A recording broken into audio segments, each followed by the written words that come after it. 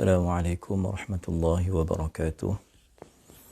إلى حضرة النبي محمد المصطفى صلى الله عليه وسلم، آله الكرام وأصحابه العظام، خصوصا لهذه النية المباركة الفاتحة. أعوذ بالله من الشيطان الرجيم. بسم الله الرحمن الرحيم. الحمد لله رب العالمين، الرحمن الرحيم، مالك يوم الدين، إياك نعبد وإياك نستعين، اهدنا الصراط المستقيم، صراط الذين أنعمت عليهم غير المغضوب عليهم ولا الضالين، آمين. بسم الله الرحمن الرحيم. الحمد لله والصلاة والسلام على سيدنا رسول الله وآله وصحبه ومن نصره ووالاه. سبحانك لا علم لنا إلا ما علمتنا إنك أنت العليم الحكيم. وعنده مفاتح الغيب لا يعلمها إلا هو، ويعلم ما في البر والبحر، وما تسقط من ورقة إلا يعلمها، ولا حبة في ظلمات الأرض ولا رطب ولا يابس إلا في كتاب مبين. اللهم صل وسلم وبارك على مولانا محمد النور المذهب للنسيان بنوره، وعلى آله في كل لمحة ونفس عدد ما وسعه علمك. أما بعد. إخوة الإيمان، أيها المشاهدون الكرام، tuan-tuan dan puan-puan sidang jemaah yang dirahmati Allah Subhanahu wa taala sekalian, bertemu sekali lagi pada sesi tariqat dan tasawuf, kuliah yang membicarakan tentang adab, kaifiat, cara kita bersuluk dengan Allah Subhanahu wa taala. Dan pada kali ini kita akan melihat suatu pengalaman, suatu perkongsian yang ditulis ataupun yang telah diperkenalkan oleh Al-Imam Sayyidut Taifah Abul Qasim Junaid bin Muhammad Al-Baghdadi rahimahullahu ta'ala. Maka Imam Junaid Al-Baghdadi telah menggariskan 8 jalan, 8 cara untuk kita sampai kepada Allah Ta'ala. Disebut aqrabut turuq ila husulil maqsud wa huwa 8 syara'it. Yang pertama, dawam at-taharah, sentiasa bersuci. Yang kedua, dawamus saum, sentiasa berpuasa. Yang ketiga yang kita bincang minggu lepas, dawamus sukut, sentiasa berdiam diri.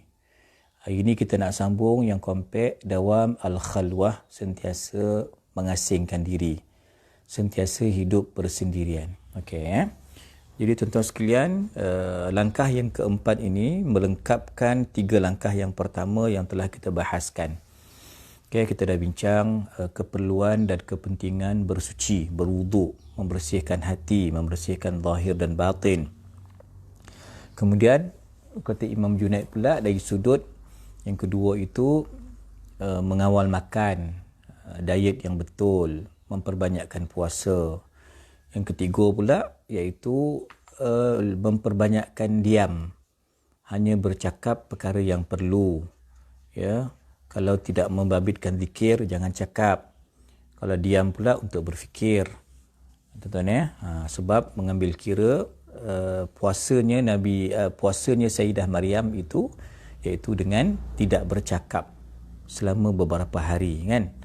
Jadi ini merupakan pandangan-pandangan, pengalaman-pengalaman kerohanian yang cuba dikongsikan oleh Al-Imam Junaidul Baghdadi rahimahullahu ta'ala wa radiyallahu an.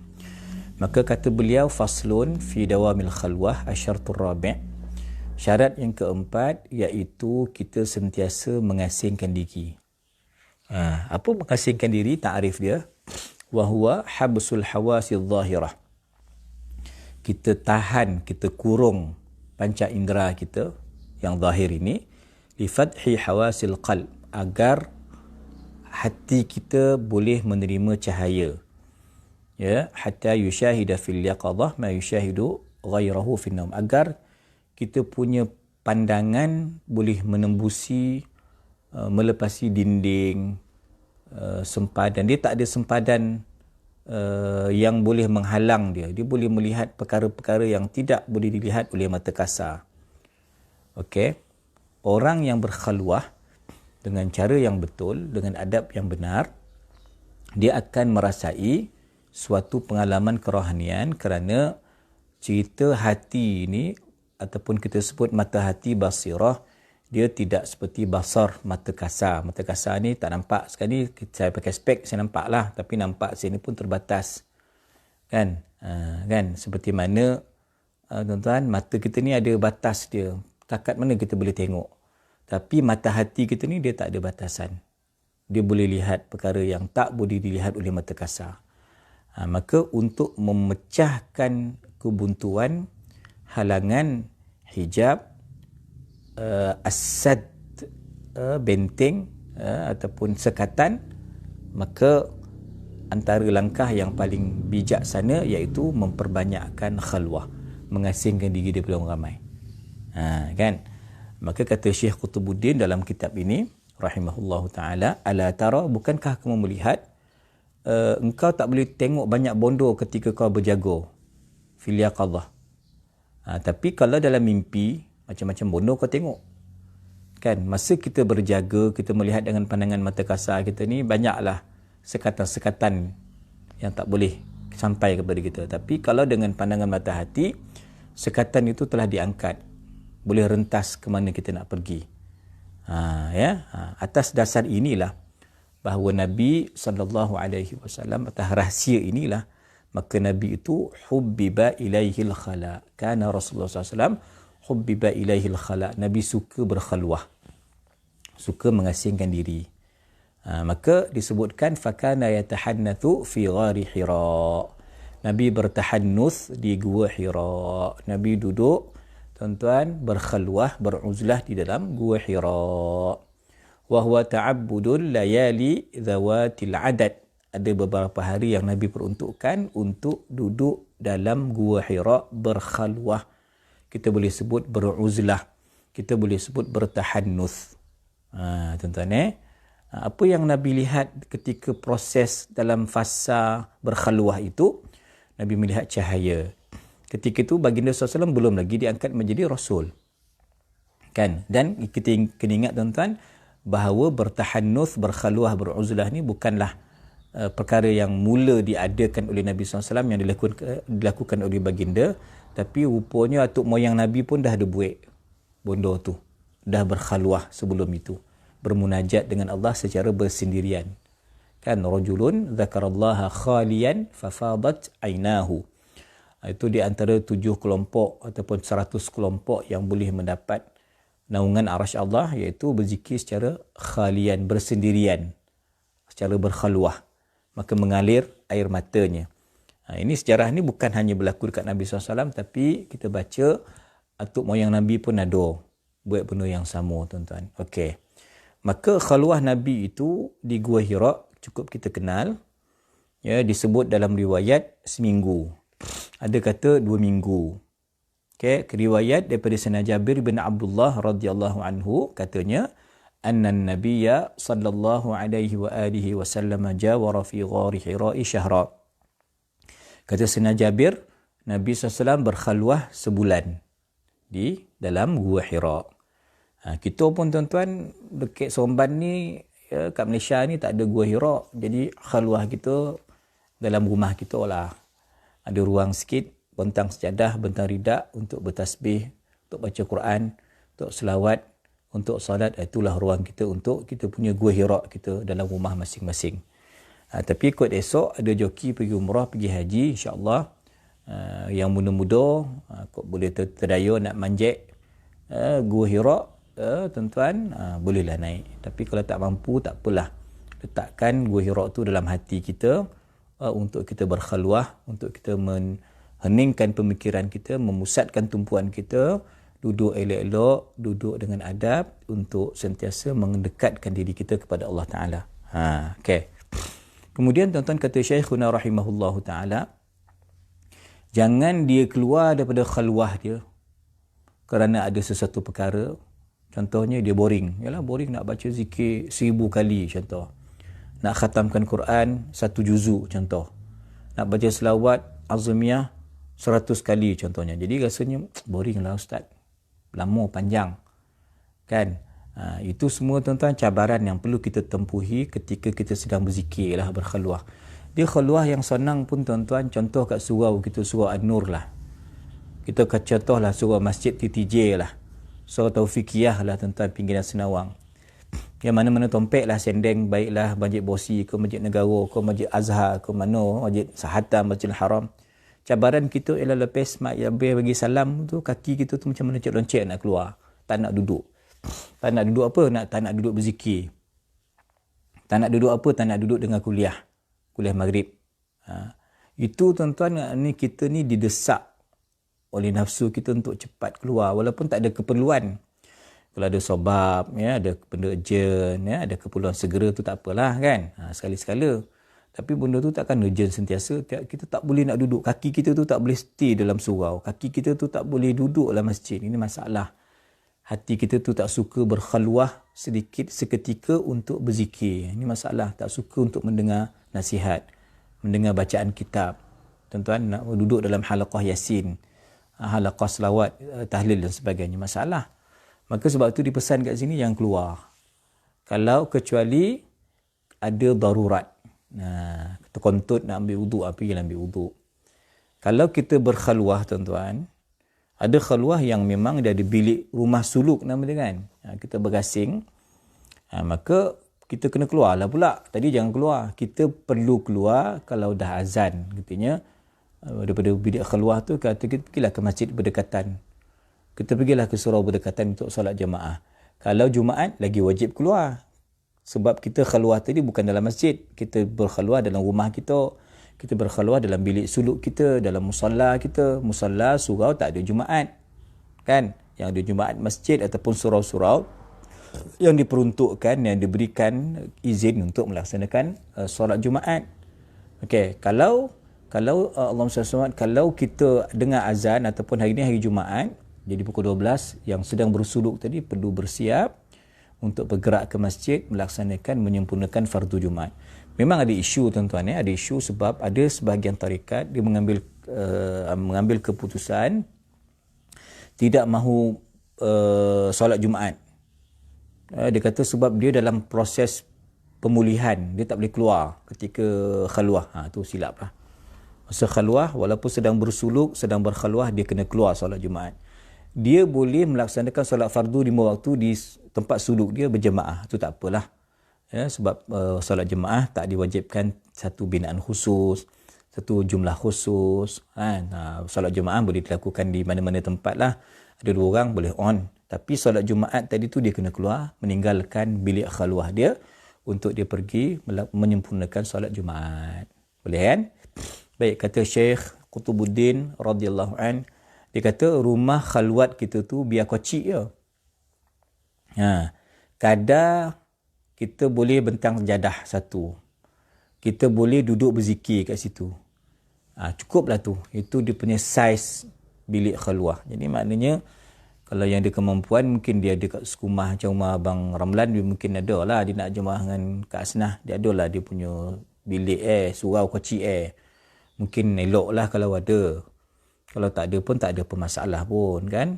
Sebab tuan-tuan, elok tu kita kata sebab pernah saya ingat seorang sahabiah, Ummu Anas, dia jemput Nabi SAW ke rumah. Nabi datang untuk baca doa. Macam kita buatlah jamuan ringkas, tahlil gitulah kan. Nabi datang, tapi disediakan sejadah. Nabi solat kat situ. Tempat solat Nabi di rumah wanita itu dijadikan oleh tuan rumah tersebut sebagai musalla. Ini tempat bilik solat kita, bilik khalwat kita. Jangan kita mungkin tak sesuai lah kita letak benda yang tak sepatutnya, memokak dengan radio, TV ke sebagainya, tak boleh. Sebab kita sedang menentukan tempat ini khalwah, bilik surau, bilik solat kita. Boleh juga macam tu. Ya kan? Tuan-tuan itu kadar dia tak payah besar. Bilik tu sekadar cukuplah, muatlah seorang 2 semayang, seorang 2 untuk berzikir, bermunajat, bertahajud. Ya. Kemudian dia kata apa? Kalau boleh bilik itu pun tak payah nak torang-torang mana. Muzlimun la yatadakhalahu syu'a'u syams wa daw'un nahar, kata dia. Tak payah ada cahaya pun tak apa. Ini sebab itulah kalau kita dulu di Pondok Seliau, Kalau kita di penduduk rasa, saya pun di kecil-kecil dulu disuruh kampung payo tuan-tuan, di Masjid Jamid Port Dickson. Ini kita berzikir memang kita tutup lampu. Sebab apa? Asasnya tadi khalwah itu biar kita tak nampak lah, walaupun kita dah zikir jamaah tapi kita tak nampak orang tu, tak nampak orang ni. Kita pasang lampu luar je, dalam tak ada. Tapi berlaku pengasingan lah. Sini dewan musalla lelaki, di sana musalla wanita, diasingkan lah kan. Ini pun satu cadangan yang baik lah. Ya, dalam proses khalwah itu maknanya tutup lampu. Okay? Tak adalah cahaya yang terang benderang yang mengganggu fokus kita mungkin. Taib tuan-tuan, saya ambil lagi sikit. Faslun fi sifatil mutakhalli. Apakah sifat yang perlu dihiasi oleh orang yang berkhalwah itu? Yang mencari lokasi yang sunyi. Tuan-tuan, apa dia adab dia, antara sifat dia? Dia kata antaranya kenalah berani buat keputusan nak khalwah ni tuan-tuan. Berani ke depan. Jangan dilayan nafsu yang malas. Kena ada semangat yang kuat. Tuan-tuan, jangan jadi penakut, jangan jadi orang yang lemah. Dan perlu zuhud. Kan? Dan dia mesti asyiqan bima tawajjaha ilaih. Dia mesti asyik terhadap target dia. Target dia apa tuan-tuan? Allah. Harapannya apa? Allah. Tujuannya apa? Allah. Maka dia mesti asyik dengan Allah. Mesti asyik dengan Rasulullah SAW. Okay, mesti tetap. Itulah tadi, kalau target nak habiskan zikir 1000, cuba habiskan 1000 dalam tempoh yang tertentu. Kan? Hati dia mesti tenang. Mutmainnah. Sakinah. Nanti roh dia mesti bersih. Maksudnya niat dia mesti baik. Tuan-tuan. Kemudian luaran dan dalaman mesti tahir, yang kita bincangkan pada bab yang pertama dulu. Jalan yang pertama, dawam at-taharah, berterusan dalam taharah. Berpakaian dengan pakaian taqwa. Pemikiran keimanan. Mengimarahkan anggota zahirnya dengan ketaatan. Dadanya dengan cahaya Islam. Nafas yang keluar masuk itu dengan kebenaran dan keikhlasan. Kan? Kita tanya pula, apa ni Ustaz, ini belum start khalwah dah dapat macam ni ke? Ini untuk orang yang dah khalwah dan meneruskan khalwah dia lah. Kita yang baru nak start ni tuan, mula-mula ni memang mengelabah lah sikit, kelang kabut lah sikit kan. Tetapi kita bolehlah mulakan. Ambil waktu lepas subuh ni tadi. Lepas kuliah subuh tadi siapa? Ustaz Faisal. Lepas subuh, duduklah kejap setengah jam beratib. Ini pun kita anggap khalwah kita musim PKP dan lepas PKP nanti. Tuan-tuan, berdasarkan sifat-sifat tadi, Allah berfirman, ulaika alladhina hadahumullah wa ulaika hum ulul albab.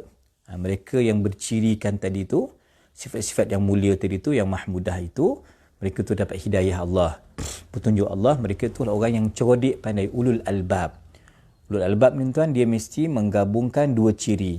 Ini disokong, ini surah Az-Zumar ini. Kita baca pula dalam surah Ali Imran, tuan-tuan. Alladzina yadhkurunallaha, yang berzikir qiyaman wa qu'udan wa ala junubihim. Duduk berzikir, berdiri berzikir, berbaring berzikir, tuan-tuan. Wa yatafakkaruna fi khalqis samawati wal ard. Kemudian berfikir tentang keindahan, keajaiban ciptaan Allah Ta'ala, langit dan bumi dan seumpamanya. Okey, maka ulul albab itu menggabungkan dua ciri, iaitu zikir dan fikir. Zikir dan muraqabah. Ini memang Allah senaraikan. Allah sebutkan, ini kelompok yang mendapat pimpinan Allah Subhanahu Wa Ta'ala. Maka dia ada adab. Tuan, adab orang yang berkhalwah ni tadi, mutakhalli ni, dia tawaduk, dia menghina diri, dia rasa pecah hati, inkisar, tuan-tuan. Maknanya memang pengharapan yang sepenuhnya kepada Allah. Tunduk dia, khudu' dia, khusyuk dia, tuan-tuan. Jadi sesi latihan dalam khalwah ini akan menatijahkan semua perkara-perkara yang baik. Lagi disokong pula, tuan-tuan, dalam kita fasa berkhalwah itu nanti, kita tidak lagi ingin memikirkan urusan dunia. Jadi nak beli pampers ke, nak beli gas ke, nak beli sayur ke, nak tukar langsir ke, tu stop dulu, jangan fikir dulu yang tu. Fokus dulu kepada zikir kita. Kan? Jangan lagi tengah tu nak masuk bertanding pilihan raya ke, tengah lobby ke, masa tu tak ada. Jangan masuk nak kerja projek ke, tak ada. Masa tu relax dulu. Lepas habis sekarang baru cerita balik benda-benda dunia yang kita nak cari tu. Masa fasa berkhalwah, fokusnya hanya Allah Ta'ala. Dan ini tuan-tuan disebut oleh Syekh rahimahullahu ta'ala, وَيَرْتَاضُ رِيَاضَةً مِنْ قِلَّةِ الْأَكْلِ وَطُولُ الصَّمْتِ وَكَثْرَةِ الصَّوْمِ وَالصَّلَاةِ. Sehingga akhir kata beliau. Maknanya apa? Kita riadah. Riadah ni tuan-tuan faham, kalau tak hujan pergi ni mungkin ada pergi Lake Garden Seremban. Jangan pergi Semandua. Semandua tutup, saya dah pergi 2 minggu lepas tutup. Akhirnya saya pergi Bambam sarapan tuan-tuan. Okey. Riadah ni bukan riadah keluar poluh badan ni nak betul-betul sendi-sendi gitu ni. Riadah hati ni pun perlu dilatih. Hati kita, lisan kita juga perlu ada sesi latihan riadah. Apa riadah latihan sesinya tuan-tuan? Latihannya kurang makan, kurang cakap, banyakkan puasa, banyakkan diam, banyakkan solat, banyakkan sedekah, sabar, syukur, tawakal, yakin, pemurah. Okey. Qanaah, amanah. Tuan-tuan tenang. Tuan-tuan tidak tergopoh-gapah, ta'anni. Tuan-tuan sumber pakaian kita boli baju kita ni. Ini Firdaus belanja ni baju ni. Daripada sumber yang halal. Ridha kita, sarapan kita, sumber makanan kita, sumber yang halal. Syaitan tak boleh dekat dengan kita, tak boleh mewaswaskan kita. Ini kelebihan kekuatan orang yang khalwah. Setelah dia melalui fasa proses-proses yang begitu mencabar, tuan-tuan. Jadi, tuan-tuan sekalian, sebaiknya dikata tadi, selain daripada saiz bilik yang tak besar mana, sistem percahayaan tu, cahaya tu pun dikontrol, tak terlampau terang benderang, kalau boleh golap ya tak apa. Kan dikata apa, sebelum khalwah itu pun ada lagi satu khalwah sebelum khalwah. Wa an yuqaddima qabla dukhul khalwah riyadatan wa uzlatan an khalq, mengasingkan diri daripada orang ramai. Jadi tak adalah kita tiap-tiap hari kenduri dah. Tak adalah tak 5 waktu sehari pergi makan sama kat kedai dah, kena kurang-kurangkan sikit. Tak adalah tiap-tiap malam lepak mamak dah. Tiap-tiap malam tak jadilah. Tak boleh selalu kerap-kerap sangat, sebab dia mengganggu perjalanan kita. Sekali-sekala boleh, ya. Jemputan kenduri kena pergilah, itu bab syariat yang kita jaga. Tapi maknanya tuan-tuan, dalam orang tasawuf ni dia nak ajar kita dawamul khalwah itu, kita bertahan agar tidak terlampau bersosial. Kan, dah kalau kita kumpul mesti kita ngumpet, mesti membawang, dan ngumpet kan dah berdosa. Kan, dah macam-macam kita bercakap, dah macam-macam kita makan, dah macam-macam kita buat, akhirnya benda tu tak terkawal. Luar kawalan kita, maka jadilah perkara yang tidak sepatutnya. Maka bijaknya tuan-tuan orang sufi ni, dia tak nak kita terlampau hanyut, terlampau lekor. Maka kita pandai-pandailah buat sikit batasan dan sempadan agar kita tidak terlampau ikhtilat dengan orang ramai, bercampur. Maka COVID ni dia macam tu lah, ada sosial kita yang agak terbatas, kan. Kenduri pun agak terbatas, ya, tuan-tuan sekalian, berprogram pun agak terbatas. Tapi kita jangan hanya membataskan program kita ke surau ke masjid, tapi tidak membataskan sosial kita di luar masjid. Itu tak bijak lah, kan. Jadi kita pandai-pandailah tuan-tuan menjaga, ya, ada adab yang digariskan oleh para masyayikh kita ni tuan-tuan, yang sebenarnya tadi asas perbincangan kita apa dia? Gua Hira. Apa Gua Hira? Nabi SAW yata'abbad yatahannath selama 2 minggu, seminggu, sebulan tuan-tuan. Tayyib. Termasuk juga tuan-tuan dalam kita berkhalwah, jangan banyak makan daging. Macam tu nah kan? Kurangkan makan daging. Dia punya sukatan daging ni tuan-tuan, kalau nak ikut lah, seminggu sekali, maksimum seminggu 2 kali. Yang lebih tu tolu, ikan, ayam. Tapi daging ni kartel. Kartel ni kita stop lah dulu sehingga selesai dia punya kajian keputusan JAKIM. Dah confirm kangaroo tu tak masuk dalam kotak, ekor apa tu tak masuk dalam kotak kita, barulah kita boleh. Tuan-tuan, ini semua menuntut kepada produk Muslim. Kerana surah An-Nur lepas ni, Abang Ramlan kan, dia dah ada ladang lembu dia, ladang kambing dia, senang confirm halal orang boleh makan. Kita kan bercampur-campur. Makan kita ni bercampur-campur. Hati kita bonak, hati kita golap, tuan-tuan sekalian. Dia bab pemakanan. Jadi jangan dalam bab makan, walaupun halal daging tu sembelih sekalipun, kambing ataupun lembu, tuan-tuan, daging itu maksimum dia bagi 2 kali. Dan dia bagi pula kadar, Syekh Qutubuddin punya kadar, tuan-tuan, dia kata apa? Kalau nak makan tu, kadar dia ialah timbangan 50 dirham. 50 dirham macam banyak kan, makan konyang lah, puih makan lah. Tuan-tuan, ini yang kata dia dibenarkan oleh Syekh. Ulama-ulama membenarkan kalau nak makan, janganlah banyak-banyak bonar, makan yang sederhana agar tidak melemahkan kita. Dan diajar, tuan-tuan, dalam tempoh khalwah ni, kalau ada bab makan, jangan nak ambil nasi tu kita gonggam besar. Dia kata tasghir, kecilkan suapan kamu tu. Ini adab juga dalam bab makan. Susah kan, tuan-tuan kan?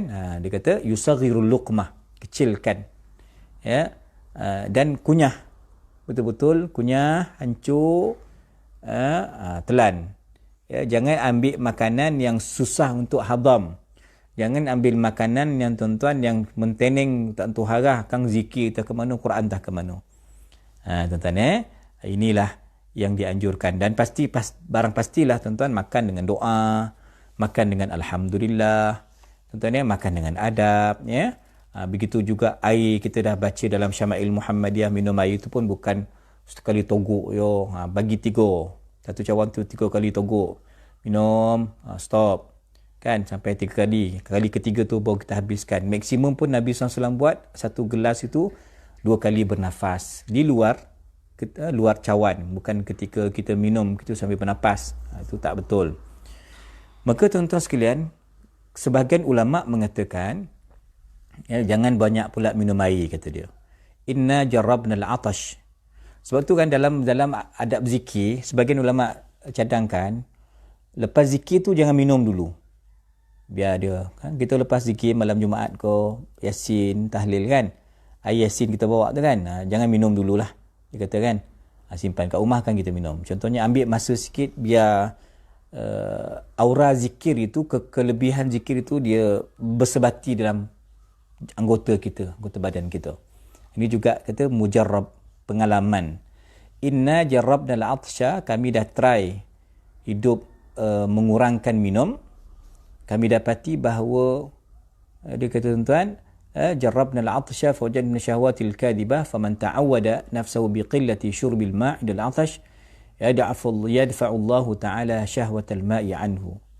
Tuan-tuan, jadi orang yang mengawal bukan kawal makan dia, kawal minum pun, kalau dikawal pun sebenarnya ada unsur yang positif yang akan terhasil daripada diri seorang salik.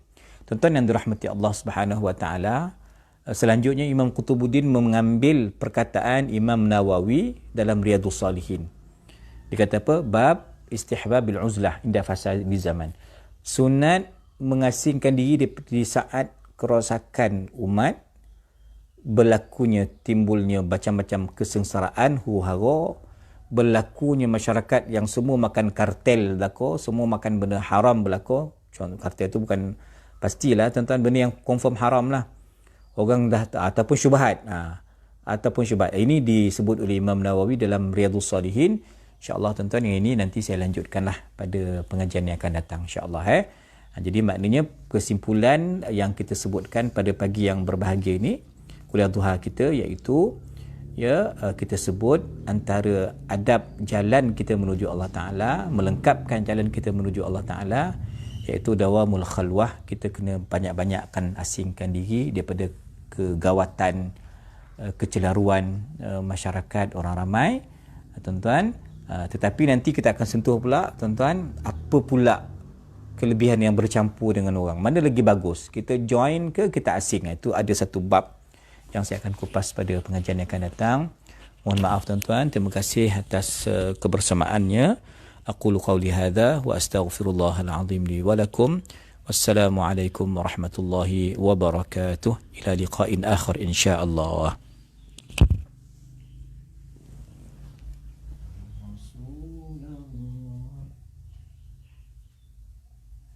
Mi nak tekan apa, Mi?